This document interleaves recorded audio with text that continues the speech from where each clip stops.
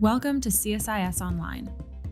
The way we bring you events is changing, but we'll still present live analysis and award-winning digital media from our Dracopolis Ideas Lab, all on your time, live or on demand. This is CSIS Online. Good morning, or afternoon, or evening, depending on where you are. I'm J. Stephen Morrison, Senior Vice President here at CSIS, where I direct the Global Health Policy Center.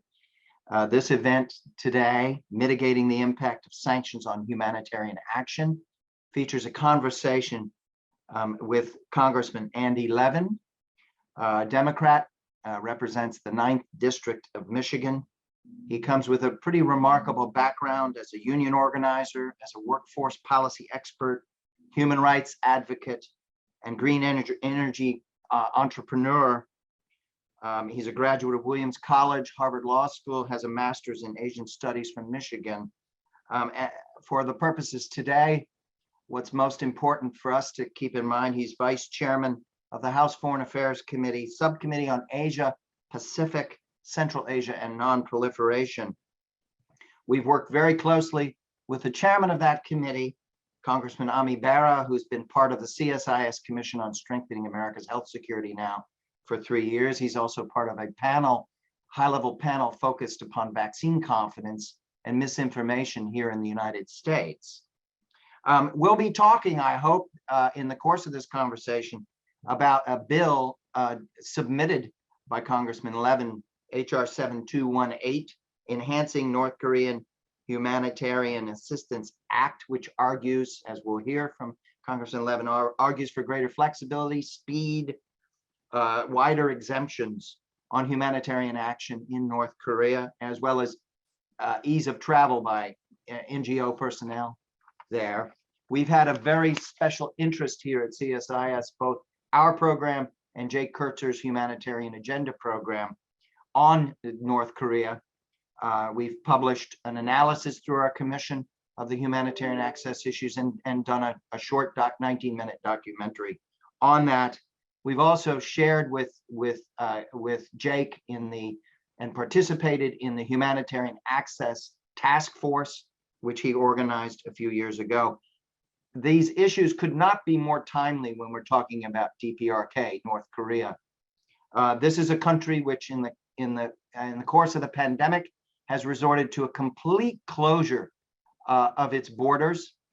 It's walled itself off entirely from the surrounding world. It's a self-imposed economic decline of well over 10 or 20% of its GDP, steep economic decline. It's had severe weather, flooding that has also set the country back. It is denying that it actually has any cases of COVID. It's appealed to the COVAX facility for 2 million doses of vaccines, which would cover about 4% of its population, but it's still not clear exactly how to access, how the Gavi Vaccine Alliance will go about accessing North Korea for that purpose. UN personnel who are so critical for humanitarian action inside North Korea, the numbers have dropped from the normal levels of 40 to 50 to 2 or 3 personnel inside the country. And international NGOs, including American NGOs, have had to scale back their operations significantly, including some very prominent American faith-based NGOs that have been doing work for decades in the health sector, doing great work, have really been heavily constrained. So Congressman Levin, thank you so much for your leadership on this matter, which is so important. And thank you so much for being with us today. I'm going to turn the floor over to my great colleague, Jacob Kurtzer, who heads the Humanitarian Agenda here. I want to offer special thanks also to John Goodrick, to Kat Rowland from Congressman Levin's staff, and Mary Wright and Clifton Jones, who are producing this for us. Thank you so much. Thanks, Steve, for that introduction. Without any further ado, I want to just turn it over to you, Congressman Levin, and thanks again for being with us. So we're here to talk, the starting point for this conversation is this legislation. I want to understand a little bit what motivated you to introduce and to write this Enhancing North Korea Humanitarian Assistance Act. Was there a specific moment or issue that compelled you to take this on? And what are the primary concerns you're seeking to address through this legislation? Well, thanks, Jake, and thanks, Steve, for having me. It's so great to be here. I guess to answer your question, I've got to start with a little background on myself. I've been a human rights advocate for decades, and a lot of that work is focused on Asia, on South and East Asia.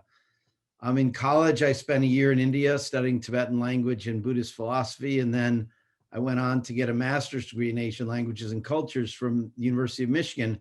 I was supposed to get a PhD and teach Asian religions, but I ended up getting a master's degree and going to law school because I realized I wanted to focus more on current issues than have my nose buried in ancient Buddhist texts, however much I love them.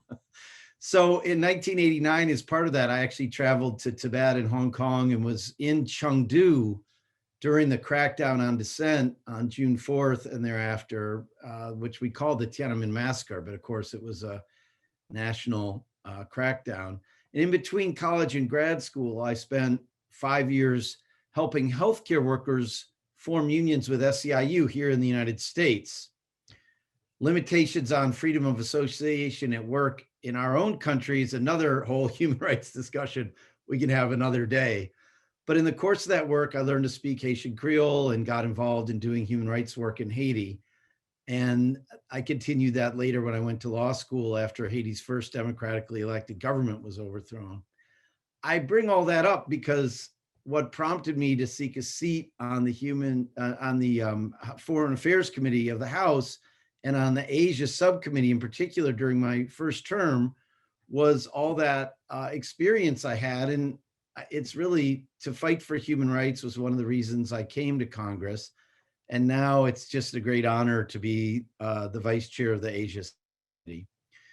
One of our first hearings that I had of that committee in 2019 during my first term was titled Making Sanctions Effective, the Case of North Korea. And one of the things we heard during that hearing was that humanitarian organizations were having a really hard time navigating the sanctions that were in place in order to meet the North Korean people's needs. And even though there were exemptions that were supposed to mitigate the problem, it was sort of shocking for me to hear that. And you think, okay, these sanctions are in place in part because of this awful regime hurting its own people, but now you're saying the sanctions themselves are hurting people too. So as somebody who's looking at foreign policy through a human rights lens, I wanted to explore how we might do a better job of that when it comes to North Korea and our sanctions policy. How can Congress help ensure that human rights are protected and humanitarian needs are met when the sanctions policies are implemented? I also wanted to draw attention to the unintended consequences that sanctions have quite commonly. The previous administration was really heavy-handed when it came to sanctions. They believed the best way to get the foreign policy outcomes they wanted was through maximum pressure, not diplomacy. And I really disagreed with that approach, in part because clearly it didn't work, but also because it harms people. So this bill, I hope, could shine a light on some of those harms, and that's essentially where it came from. Thanks for that. It's a fascinating background. I mean, I in my own background, I spent a lot of time thinking about the roots and origins of international humanitarian law and human rights law. And I always had a slide in my presentations showing the historic, the traditional underpinnings of these same concepts of humanity, even in conflict, that transcends all cultures and faiths. And we had a slide from the Tao Te Ching and all these other texts and Sun Tzu, the Art of War. There's all this stuff about, even in a situation of conflict, virtually every culture has some language about, the innocent, the civilians must be protected.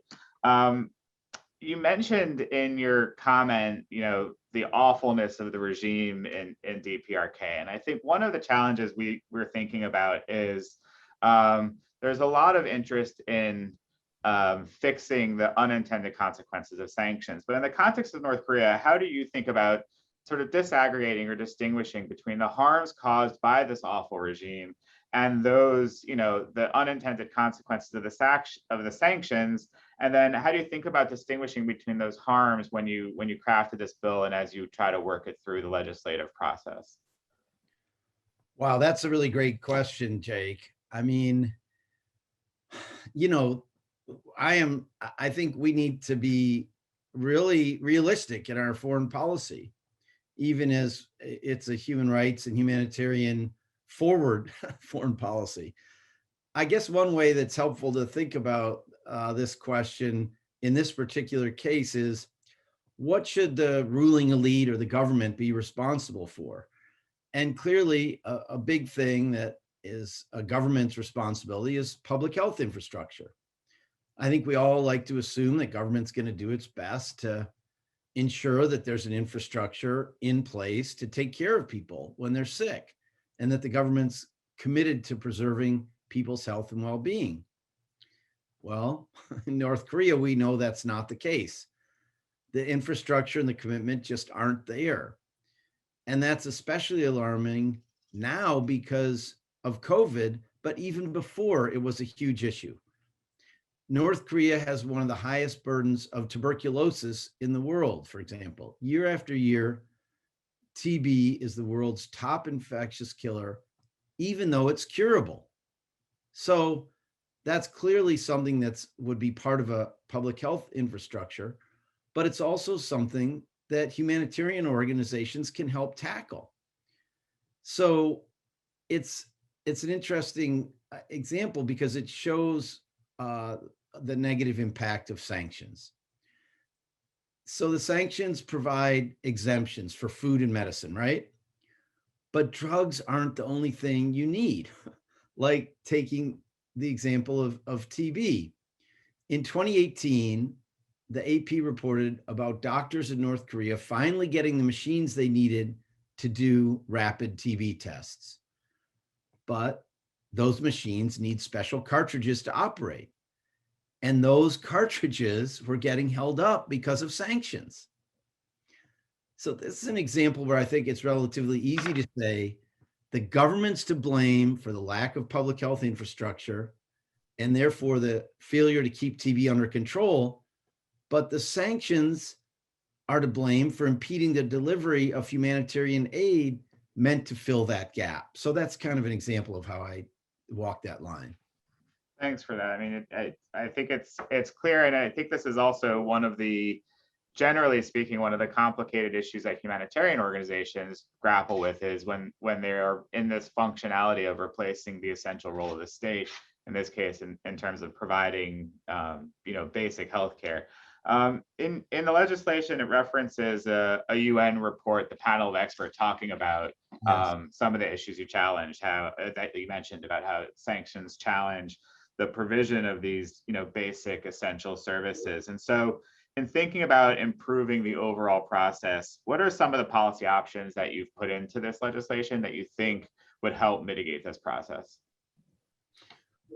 Well, I think the first step is acknowledging that this is an issue, and I'm optimistic on that front, at least. The Interagency Review mandated by the president's January 21st National Security Memorandum, so the day after Joe Biden took office, offers a chance to adjust US and multinational, multilateral sanctions so we can make sure they're not hampering humanitarian efforts. And that's not just in North Korea, but really around the world. So I absolutely applaud the Biden administration for undertaking that review and getting going on it so quickly. Beyond that, let me give you a couple examples of specific things I think could be done to mitigate this problem. First, I think the Treasury Department should prioritize authorizing licenses for humanitarian organizations that seek to operate in North Korea. But I also think they should consider making it easier for groups that have a good track record. So if Organization X is constantly applying for a license to do TB relief work in North Korea, and they're getting those licenses and following whatever guidelines they're supposed to, is it really the best use of their time or Treasury's time to make them go through the same process over and over? Could we put together some kind of expedited pathway for those kind of groups? I think that would be really practical. It's the sort of thing I think could make it a lot easier for organizations that want to do relief work in North Korea, and it would save time and resources for the Treasury Department too, Jake. So that's, an example. Thanks for that. And I think it's an important example. And it's one that we hear about quite a bit in the community. You talked specifically now about Treasury and the licensing process, but there's a lot of agencies involved. It's the dreaded interagency process. And so you've got Treasury, but there's also the State Department plays a role, and Commerce in some cases, and USAID as the PRM as the organization or the agencies that give out the humanitarian funding or provide or engage with humanitarian organizations. And the NGOs themselves, I think, argue regularly that the process is opaque from the outside. And there's a disconnect in some senses between, agencies that have more policy-making responsibility and agencies that are meant to implement, carry out, sort of orders. And so I'm wondering, what's the role here for Congress then in untangling what at many levels is a bureaucratic mess? I mean, how do you see that responsibility in your branch of government? And how do you plan to work with the administration on it? Jake, it's such an important question, and right now I'm my beloved uncle Carl Levin, who served in the Senate for 36 years, just published a little memoir, and I'm reading it, and it's reminding me how much, especially early in his Senate career, he was all about trying to counter the unintended consequences of setting up all different parts of government, different programs, different rules, each one with good intentions, but then in the operation of them over the years, it can create a lot of problems. And we're in at least a more modest way than Uncle Carl, we're trying to tackle this issue in the bill. I think the disconnect that you're talking about is part of the reasons that sanctions end up having unintended and negative consequences. And so I really do hope Congress can play a helpful role by requiring the sort of consultations that aren't necessarily happening on their own. So in this bill, we asked Treasury to put together a white list of sorts, basically a list of items beyond food and medicine that are necessary for humanitarian work in North Korea and shouldn't be held up because of sanctions. We also direct Treasury, State, and USAID to review that list every 6 months, or when an NGO that does humanitarian work in North Korea asks for such a review, so that it remains up to date and responsive to current needs. The idea here is that this kind of collaborative review process will get agencies talking to one another and perhaps make it easier for folks implementing sanctions to feel confident that humanitarian exemptions that they're considering are in line with US policy. Without that kind of assurance and that kind of nudge, I worry that implementers will be overly restrictive as a precaution, covering their own behinds. And I understand that impulse. I ran a large agency of state government in Michigan, and I saw it all the time. But it's really why I included that here. I hope this piece of the bill alleviates that, and it's something that I want to battle on a going forward basis in many ways around the world. Thanks. I want to kind of turn the question around a little bit, because I think even as the administration has talked about reviewing sanctions and thinking through looking at this question of unintended consequences, they're also, I think there's a commitment to continue to use sanctions and other, what they would call coercive or restrictive measures in cases where they're really trying to target legitimately bad actors. And we have, even since January, there are plenty of cases around the world, the ongoing coup and extreme violence in Myanmar, some of these other conflict affected areas. And one thing that I have found interesting in my own professional career is that that in many cases, it's some of the same voices that argue about the restrictions that sanctions impose on their own work. You know, human rights and humanitarian actors are often also calling for sanctions when there's a real human rights or humanitarian crisis happening, and as a way to try to do something. And there's in some communities, I think, a sense of sanctions are the thing you can do when you don't know what else to do. But how do you feel about how do you see the trade-off here between keeping these tools in the toolkit to try to actually influence behavior of bad actors, and navigating these second and third order harms? Do you see sanctions as a viable future option, and how do you try to carry out that balance when looking at some of these, particularly acute contexts around the world? That's really the nub of the matter, isn't it, Jake? And I mean, I just reflect when I was a law student and I went to Haiti for Human Rights Watch to, interview people in hiding after the first democratically elected government there was overthrown. I mean, it's human rights workers on the ground and humanitarian workers who see the violence of a coup regime in that example, who see the violation of human rights, and who at the same time cry out for effective measures to punish them, control them, do something, but at the same time are the ones on the ground trying to help people who are having health problems, having all kinds of problems. So but we've got to strike that balance, because unless you think the answer to everything is military intervention, which obviously that's not correct. I think sanctions have to be there as a useful foreign policy tool. Of course, I didn't introduce this bill to get rid of sanctions altogether. It's trying to make them be more of an effective and subtle tool, I guess.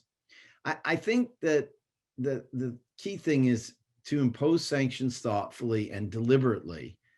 And so it's basically the opposite of a kind of a maximum pressure idea. It seems to me, when you reflect on the last administration, that they were just throwing everything at the wall to see if it stuck. And with a lot of saber rattling and chest beating, there didn't seem to be a lot of care taken ahead of time to examine what impact sanctions might have on people, or to monitor those impacts once sanctions were imposed. So that's why I'm glad the Biden administration is conducting its review of sanctions policy. And basically, I think that we need to use sanctions, but we need to do so in a way that is thoughtfully modulated to put pressure on those who are causing harm, while trying to create the least unintended consequences or harm on the people who are the victims of the bad actors in the first place. That's the way I'd put it. Thanks, Congressman. You mentioned in one of your earlier comments, that this bill is clearly focused on North Korea, but the issue is obviously not limited to North Korea. It affects other contexts around the world. A recent GAO report, so a US government report looking at sanctions on Venezuela, talked about how 9 US government partners, so implementing NGOs carrying out humanitarian work, had bank accounts closed or transactions held up, not because of their own concerns about being in violation of the sanctions, but because the banks themselves, so the second part of the chain here, were concerned. And this issue of bank de-risking is a really serious one for humanitarian organizations, because even if they have the licenses or they have the approvals from the US government, the banks as a private actor are making a business decision in some cases that the risk is not worth it for them. And so how do you think this bill or their future legislative action can address that problem of the private sector component of this, which has a different calculus when looking at the effects or the impacts of US sanctions?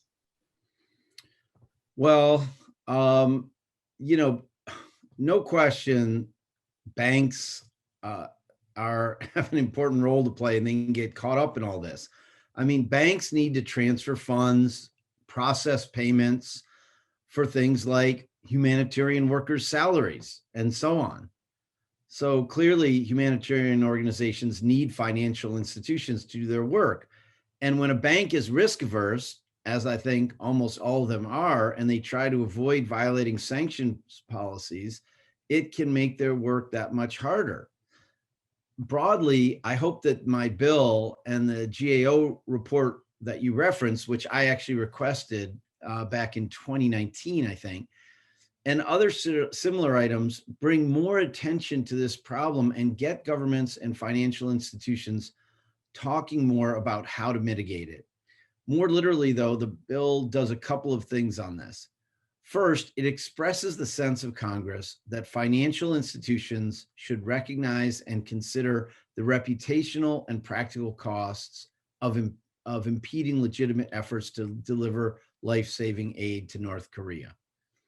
More importantly, though, it directs Treasury to issue plainly worded guidance that a layperson can understand, intended for financial institutions, for shipping companies, for foreign customs officials, and others involved in transactions related to humanitarian assistance, that clarifies the applicability of the humanitarian exceptions under the North Korea sanctions regulations, and describes best practices for ensuring that activities are consistent with that exception.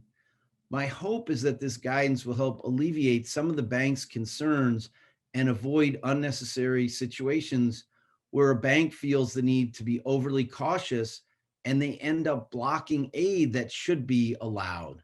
We basically need banks to step up to the plate and to follow the sanctions, but in a way that doesn't cut off the humanitarian work that absolutely needs to continue. And that, of course, depends on the flow of funds and the services that banks provide. Thanks. I think that the plainly worded language is an essential component here, because I think we have a hard enough time understanding it, those of us who work in Washington, and you know, and in the humanitarian sector, there's you know, both a need and a desire to move more of the responsibility to respond and more of the funding to, you know, organizations based in the countries in which this work is happening. And there's a huge challenge for them to understand the regulatory language, the legal language, all this stuff that, you know, we have lawyers and we have, you know, colleagues who are able to unpack for us. But this plainly worded language element is a really important element. I think it's great that it's in there as a sense of Congress in the bill. Can you just talk a little bit now about the reaction you've gotten since the bill has been introduced? I mean, what have you heard feedback-wise from the nonprofit or UN agency sectors? You know, how have they shared their views or their concerns or their hopes for the future of this? Well, I'd say that a couple things, Jake. One is, it's actually hard to draw attention to humanitarian work in North Korea, I think. I don't think it gets the attention it deserves. I think that it's such difficult and vital work. So this event and others like it, I think, are really important to draw attention to it. That said, the reaction of organizations in the field has been overwhelmingly positive.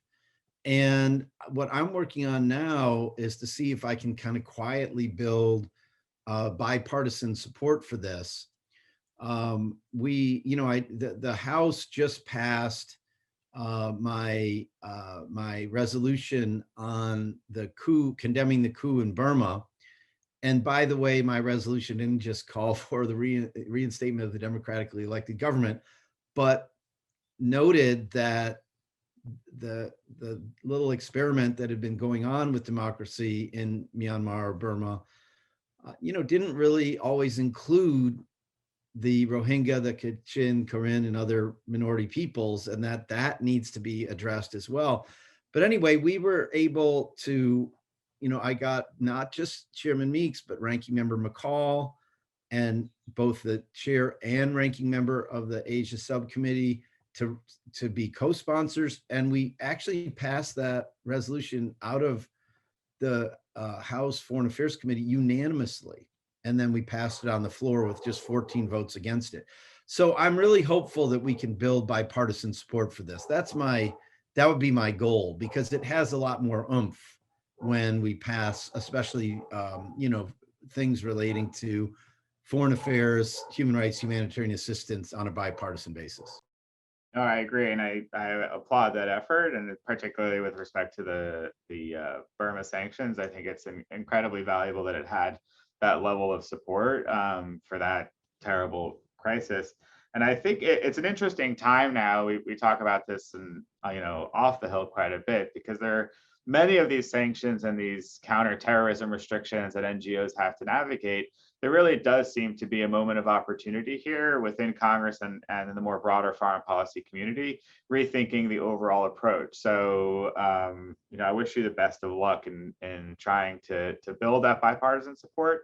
And as you said, not for getting rid of sanctions totally, but for rethinking, how we can have this tool in the toolkit without having these second order consequences impacting the humanitarian and human rights and peace building work that also gets caught up in this sanctions and restrictive measures regime.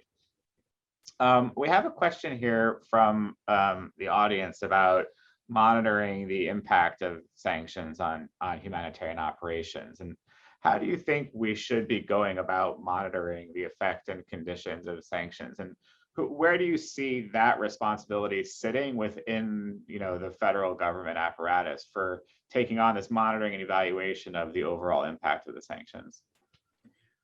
Well, Jake, that is really something I'm extremely interested in. I mean, I feel like as a relatively new member of Congress, it's something that I just have returned to, and I'm thinking a lot about it. I mean, so you look at Venezuela, there was a lot of debate about this. So I said to the GAO, I want to report on this. And I got our chairman at the time, Elliot Engel, to join me in that request. So it had the sort of imprimatur of the whole Foreign Affairs Committee. And I think it was quite revealing, right? What we learned from that. And then obviously with this bill, I am taking it a step further, focused on North Korea, but the sort of global implications of it should be pretty obvious.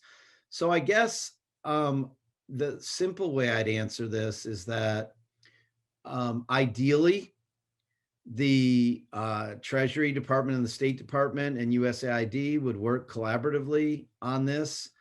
But I think that everybody is so busy sort of working in their lane that sometimes these collaborative efforts, which this inevitably has to be, are forgotten. And so what I'm trying to do is make sure Congress gets in there and requires them to do it, nudges them to do it, and stay tuned, because I'm going to keep doing this. And as we learn what's most effective, we will continue to develop tools to make sure it happens, because it must happen. We cannot be slapping sanctions around the world on different bad actors, and then years later learning that we caused a lot of damage to the poor people of different countries and to our wonderful colleagues in humanitarian organizations who are devoting their lives to mitigating the effects of the bad, government, the bad actors out there, governments or non-state actors. And so it's just something that I'm going to stay on, Jake. And I really appreciate the partnership of so many NGOs out there who are, who've helped us think this through. And we count on you to keep giving us your ideas and sharing your experiences. It's good to hear your energy and enthusiasm for this. I want to come back to something we touched on briefly on about the banks and the power of the U.S. dollar. Means that our sanctions have they reverberate in ways that they might not when coming from another country or another institution. But our sanctions also don't exist in a vacuum, right? The UN has its own sanctions regimes, and our European partners have sanctions. So one of the sections of the bill talks about the multilateral sanctions exemptions. And can you talk a little bit about how you see the US piece fitting in within the UN, and the idea that in many ways the US leads and others follow? So how do you think that we can untangle that bit of the puzzle of these overlapping complex legal regimes that impact the humanitarian sector? Well, Jake, let me start answering that in a very, very broad way, if I might. I don't feel like the United States has really developed a coherent post-Cold War foreign policy. I don't. Where we look at human rights, trade, all the problems of refugees, warfare, nuclear weapons, and we look at how we should lead as we must in a world, but in a way that is more sophisticated and subtle, and honestly and truly recognizes the self-determination, the independence of other countries around the world. So we're kind of a very big kid in the sandbox, but really, when you're the big kid in the sandbox, you grow up learning to help other kids instead of bullying other kids, to lift folks up, to organize everybody to work together. And so I think that we have to take multilateralism to a point where we've never achieved so far remotely. And that's a big part of my answer to your question. I would like to see us get to the point where the US doesn't or rarely imposes sanctions without consultation with others. And obviously crises happen, so sometimes that consultation has to happen very fast. But there's no way we're going to deal effectively with China, which everyone is obsessed with, for example, unless we really make it a global conversation about how to deal with North Korea, for example, or Burma, both cases, but really across the board on the theft of intellectual property, on currency manipulation, on trade rules, on human rights from Xinjiang to Hong Kong. We can only be effective in dealing with China in a global way, and that's the way I feel about other, all problems around the world. So to go back to my example of Haiti, I'm pushing very hard for the Biden administration to take a fresh look at Haiti, because I think the OAS and the UN, along with the US, are on the wrong track, saying we just have to have elections as soon as possible, and we can't.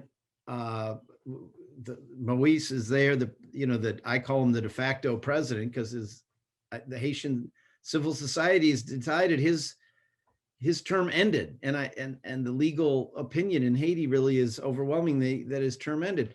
So I think we need to work multilaterally, and we need to.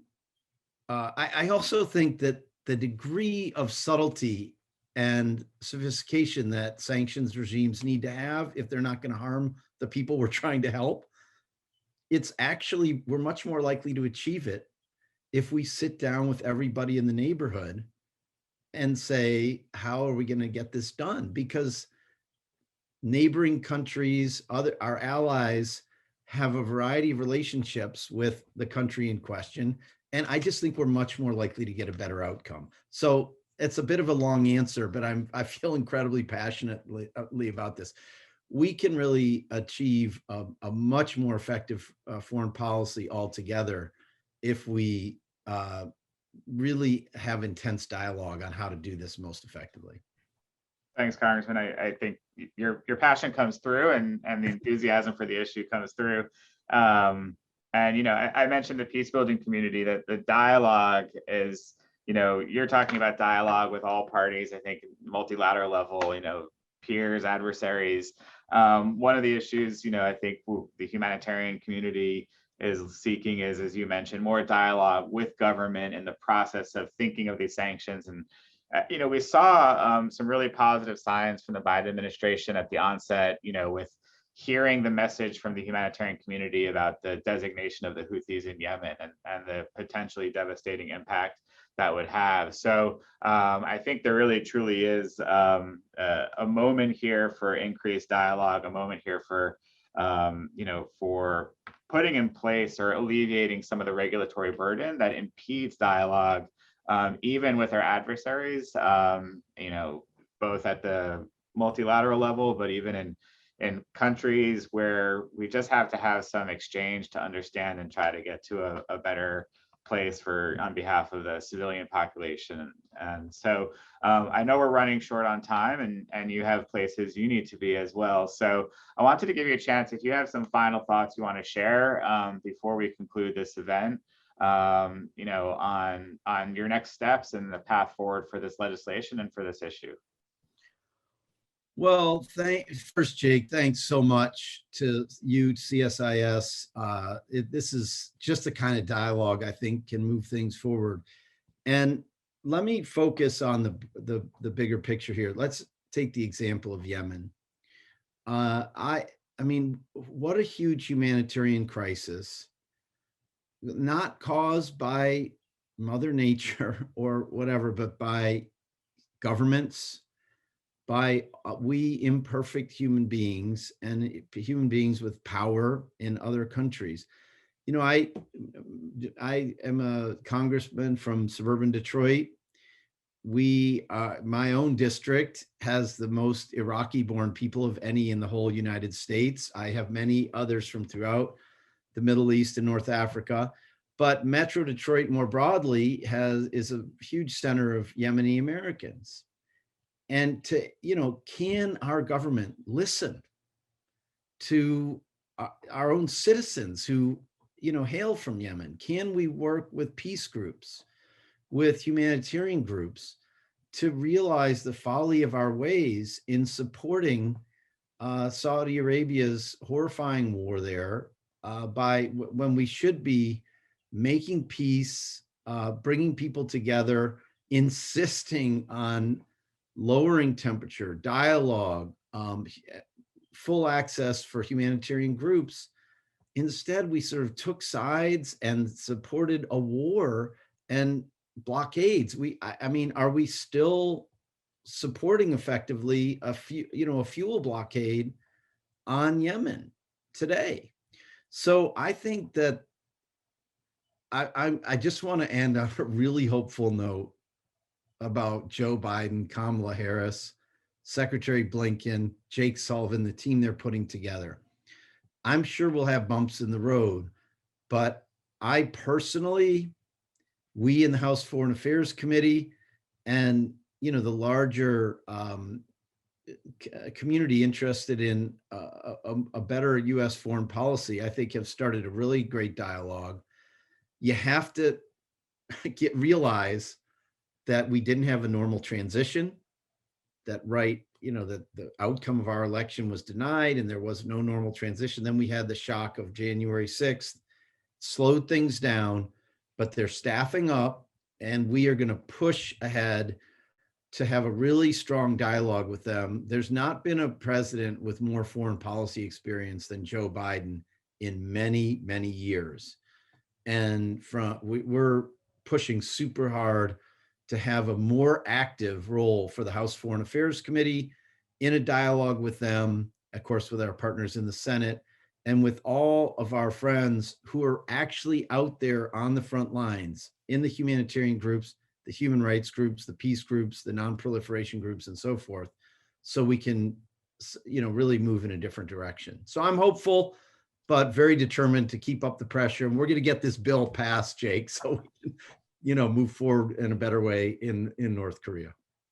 Well, thank you very much, Congressman. I can't thank you enough for your time this morning and for taking on this very complicated and intense issue. It is, I think, for many humanitarian organizations, besides and for the people, the communities with which they work, I mean, besides for the work itself, this is the policy issue that many of them have identified as the key to untangle. So thank you again for your time. Thank you to Kat Rowland and your staff for working with us. And we look forward to working with you and your colleagues in the House and Senate and the administration on this issue going forward. And for all our participants today, thank you for joining us. And this event will be posted live in its entirety shortly after its conclusion. And we wish you all a great day. Thank you. Thanks, Jake. Thanks, everybody. Take care.